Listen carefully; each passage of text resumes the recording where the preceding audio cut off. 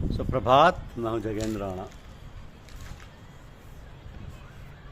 शांति पाठ की तत्व विवेचना,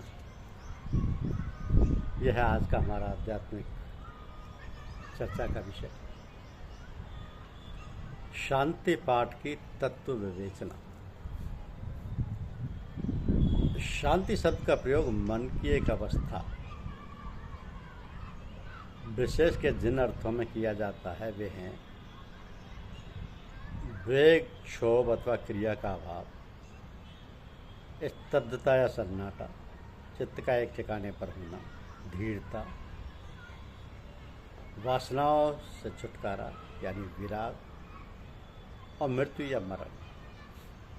पाठ एक अलग शब्द है और इसे शांति के साथ जोड़कर शांति पाठ कहा गया है, जो एक धार्मिक अनुष्ठान के तौर पर प्रयुक्त होता है। तो शब्दकोश के संदर्भ में पाठ का अर्थ है पढ़ने की क्रिया या भाव। किसी मानसिक स्थिति के पाठ को करना तर्क का विषय बन सकता है। हाँ, ये अलग बात है कि किसी शब्द के पाठ के परिणाम स्वरूप शांति जैसी मानसिक या आध्यात्मिक स्थिति उत्पन्न होती है। तो मन या सूरज से प्राण, प्राण से जीवात्मा, जीवात्मा से शुद्ध आत्मा और शुद्ध आत्मा से अनंत सत्ता की परिणति तक का एक निश्चित मार्ग। मन या सूरज से प्राण, प्राण से जीवात्मा, जीवात्मा से शुद्ध आत्मा और शुद्ध आत्मा से अनंत सत्ता तक की परिणति का एक निश्चित मार्ग है तथा शब्द के उसके परिधि में पहुंचने तक उसे निम्नलिखित 7 स्टेशनों से गुजरना होता है। पठ, रट, जप, स्मरण या मनन, दृष्टा भाव, अनुराग और तुर्य। तो सूफी रहस्यवाद में ऐसी उपरोक्त गुह्य मार्ग को अपनी साधना के अभीष्ट का स्थान दिया गया है। इसलिए जिक्र व फिक्र दोनों में से जिक्र को प्राथमिकता दी जाती है। अब शांति पाठ शब्द का जिन अर्थों से संपन्न एक धार्मिक अनुष्ठान के रूप में यहाँ पर प्रस्तुत करने की चेष्टा है वह है कि वह सूफी संतों की देन है। सूफी संतों के इतिहास में सबसे पुराने समझे जाने वाले सिलसिला नक्शबंदिया के बारे में कहा गया कि इस मत की शिष्य परंपरा में अधिकतम पथाई द्वारा तरीकत यानी ब्रह्मवाद का इल्म शरीर मुक्त संतों उनकी मजार के जरिए से प्राप्त किया जाता है। तो ये पंथाई आत्म साक्षात्कार हेतु किसी शरीरधारी अध्यात्म गुरु के पास ना जाकर किसी कामल बुजुर्ग निर्वाण प्राप्त संत की मजार पर जाकर नियम पूर्वक अपनी अकीदत पेश करते थे और इस प्रकार की गई इबादत के अंतर्गत प्रतिदिन एक विशिष्ट एवं अनुशासनबद्ध तरीके के अनुसार शिज्र शरीफ, फात यानी दुरूद शरीफ और तब चढ़ाने का मंत्र, कुल इत्यादि की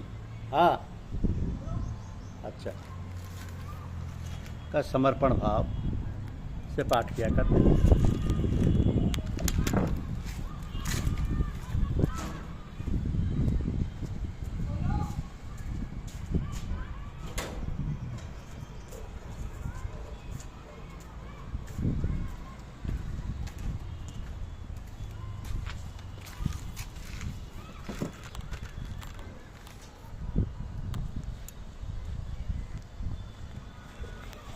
पाठ किया करते थे।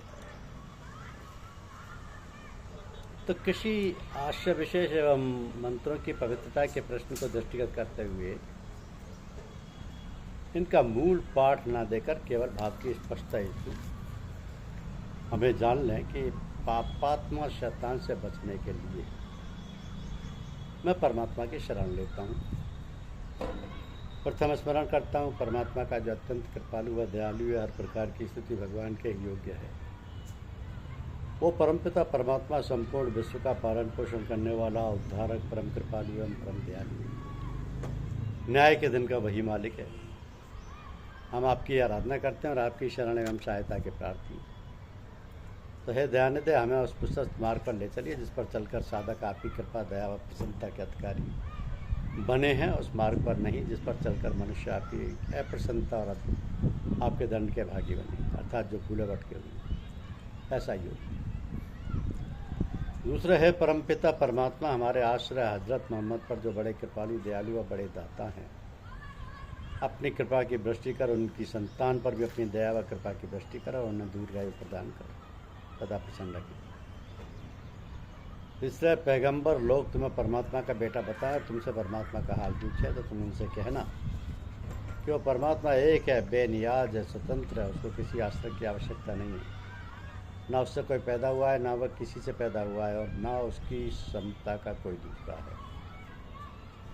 ये कोई अलग या भिन्न बात नहीं है। हिंदुओं में भी अदृश्य देवी देवताओं की आराधना आज भी प्रचलित है। ये लोग भी अपनी पूजा अर्चना की समाप्ति पर अपने आराध्य की आरती उतारते हैं। आरती षोडशोपचार पूजन का एक अंश है और इसके अंतर्गत पढ़ा जाने वाला स्रोत हृदय विदारक पीड़ा के भाव से संपन्न होता है और इसे अत्यंत कातर व संवेद स्वरों में लय होकर ही गाया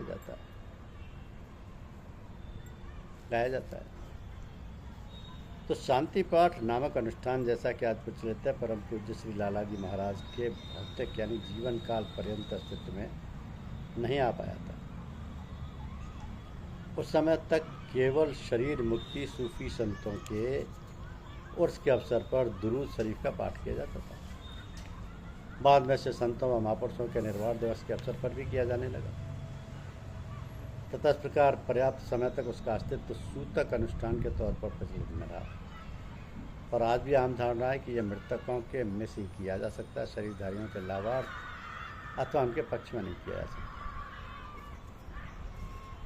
तो जनाब लाला जी साहब के विशाल के बाद जब आपके साहबजादे संत सदगुरु श्रीमान महात्मा जगमोहन नारायण जी साहब उनके पीठासीन उत्तराधिकारी के तौर पर अस्तित्व में आए, तब आपने एक विचार लोगों के समक्ष रखा कि हम ईश्वर उपासना के मध्य अनेक व भिन्न भिन्न अनुष्ठान करते हैं, किंतु उद्देश्य सभी का एक ही होता है कि दो दो और दो लगातार मांगते ही रहना, और वो भी आत्मसंसूचक के आयाम यानी ऑटो सजेशन।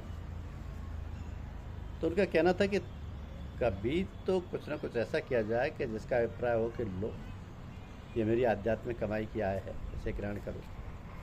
उनका मत था कि कोई ना कोई ऐसा अनुष्ठान अवश्य होना चाहिए कि जिससे अपनी आध्यात्मिक कमाई या पूजा का फल किसी को अर्पित किया जाए। उनके इस मत का व्यापक तौर पर स्वागत हुआ और इसी का परिणाम आज देखने को मिल रहा है कि जो लोग पूज्य लाला जी महाराज को आध्यात्मिकता का मूल केंद्र मानकर उनसे जुड़े हुए हैं, उन हल्कों में आज भी इसका प्रबल संचालन है। तो शांति पाठ का यह अनुष्ठान आज केवल शरीर मुक्त संतों के लिए ही सीमित न रहकर इसका प्रचलन अपने शरीरधारी आध्यात्मिक गुरुजनों एवं अन्य पूज्य व प्रियजनों के वास्ते भी किया जाने लगा है। इतना ही नहीं, अनेक प्रेमी बंधु बांधवों माता पिता अथवा बेटे बेटियों के लाभार्थ अथवा उनके पक्ष में भी इसका प्रयोग देखने को मिलता है। तो किसी बुजुर्ग की समाधि पर हाजिरी के मौके पर माला के एक एक दाने पर ओम शांति का जाप किया जाता है। ये जाप कम से कम एक माला यानी 108 अवश्य होनी चाहिए। और शांति पाठ निर्विवाद तौर पर जिक्र या जाप की श्रेणी में आता है। परम पूज्य लाला जी साहब ने अपनी पुस्तक कमाल इंसानी में लिखा है कि जानना चाहिए जिक्र को मुराकिब पर मुकद्दम रखना, यानी कि जाप को पहले कर लेना चाहिए और मुराकिब या फिक्र की तरफ तवज्जो दिलाना चाहिए। तो जिक्र और जाप म्याद जरूरी है और उसी को पहले शुरू करना चाहिए। वाज बुजुर्ग पहले ही मर्तबा मुराकब को हुक्म देते हैं कि बस अगर मुरीद के इस्तेदाद इस लायक है और उसका ऐसा संस्कार है तो ऐसा करा देना चाहिए। लेकिन सच और अच्छी बात यह है कि अभ्यासी को पहले जिक्र और जाप से रंगीन कर दे और जोश खरोश में ले आए, उसके बाद ही उसे मुराकिब और फिक्र से धीमा करें। तो शांति पाठ की क्रिया अति सरल व सहज होने के कारण इसमें तरकीब सर्वथा गौड़ है, क्लिष्टता नहीं। शांति पाठ के समापन पर सबके मध्य प्रसाद रखकर याचना की मुद्रा में हाथ उठाकर मणिमन शांत भाव से निम्नलिखित दुआ पढ़नी चाहिए कि हे परमपिता परमात्मा, हे समर्थ सदगुरुदेव, हे श्री लाला जी महाराज, हम आपके बहुत ही कमज़ोर और नालायक बंदे हैं, इस लायक नहीं कि आपके नज़दीक भी आ सकें, किंतु आपने सदगुरुदेव श्री श्री की निस्बत से हमें आप में अपना ईमान लाए हैं। इस सामूहिक माला पाठ का जो स्वभाव या पुण्य फल हो वो अब आपको माध्यम से उनको पहुँचे। आमीन।